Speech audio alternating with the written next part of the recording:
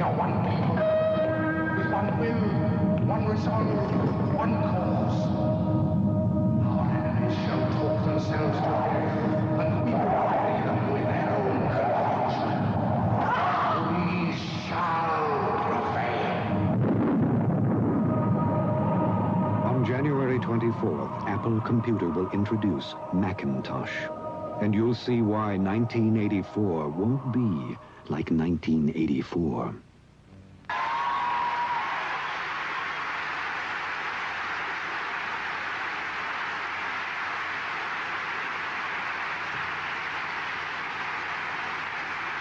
There have only been two milestone products in our industry: the Apple II in 1977 and the IBM PC in 1981.